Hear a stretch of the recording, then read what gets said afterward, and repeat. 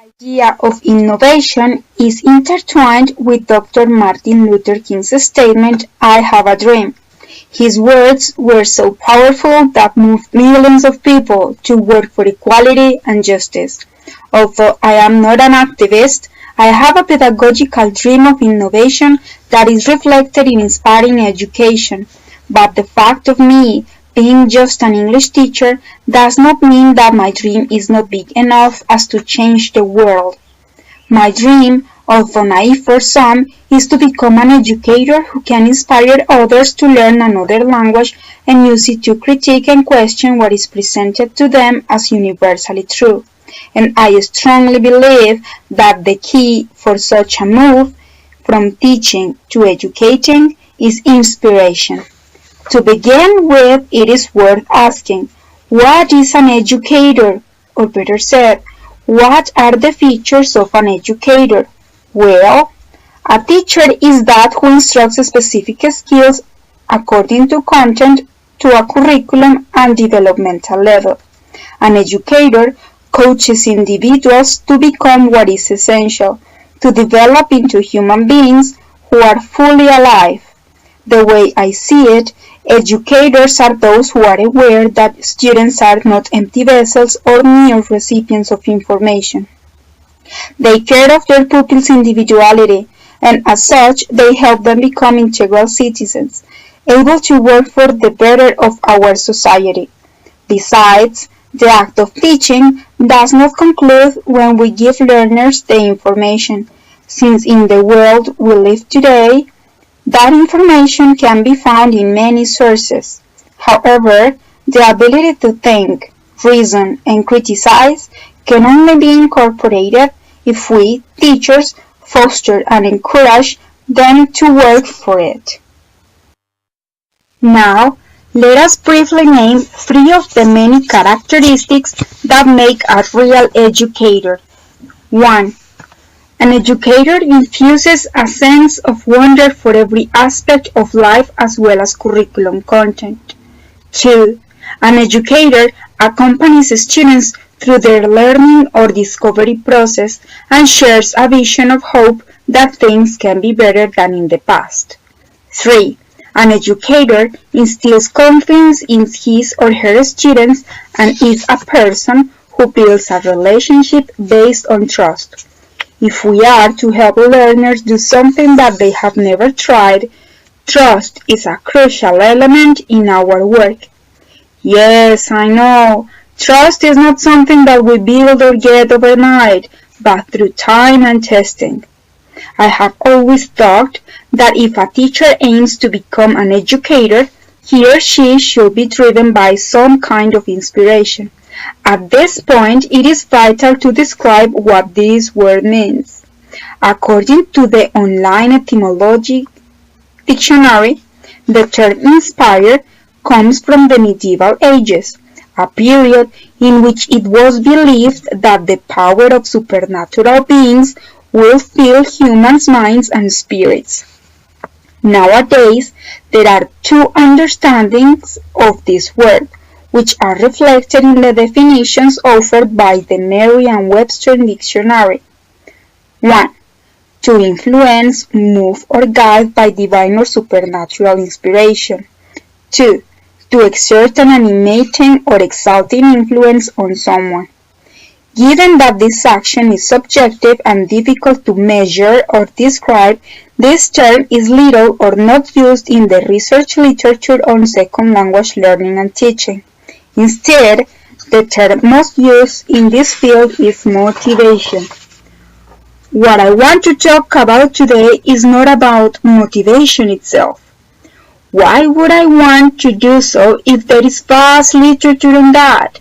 My main intention today is to talk about inspiring education, an essential tool that has the power to help citizens transform the world for the better. It is as increasingly influential, as simple, that it is built on mutual respect and comprehension toward our students. Ryan and Gilbert, for example, define inspiration in terms of lifelong impact. What is that inspirational teachers do? In short, they plan for their pupils to be inspirational. With all that has been said, let us describe some of the key characteristics of inspiring educators. Inspiring educators have and transmit enthusiasm. They cultivate positive relationships with students. They are flexible and adapt their practice. They make learning purposeful and relevant for students. They promote a safe and stimulating classroom practice. They establish clear and positive classroom management. They are also reflective about their own practice and develop collaboratively, and bring innovation to the classroom. Having academically explained the concepts that build my dream, it is now worth questioning the reason why I want to become an inspiring educator. Before all else, I have to clarify that unlike many of my colleagues, I teach adult students who are studying at the university. I have to admit that I love what I do, and I want to transmit my passion to them. However, it is somewhat disappointing the fact that for most of those learners, enrolling in a second language course is kind of a pain in their necks or an obligation. They do not see the purpose of learning a second language. I have always believed that this process is an opportunity to encounter another language and learn from the other. Therefore, the language classroom becomes the place to prepare learners with attitudes and skills that are required to participate in the community, locally and globally, due to a deeper level of understanding they get of the target culture. In order to do so, I am aware that we have to start considering every student as an universe, as someone who brings to the classroom hopes, expectations, and fears. It is then my mission to care about them and guide them in their process of discovery, as well as becoming integral human beings. All this mediated by trust and mutual respect. It would be useless and against my principles to enter the classroom with the mere intention of transmitting a set of concepts and information that would just help them communicate in the target language passively. What I mean by passively is that the second language does not serve them to transgress and question their status quo. What I really want to do is to encourage learners to view the classroom not as the place to sit and listen to what I say, but to use the target language creatively, engage in innovative projects, and build a learning community in which all the members, starting from myself, work cooperatively for the same goal. In this way, although in a small scale, we contribute to the transformation of our realities and build a society in which human values are the basis.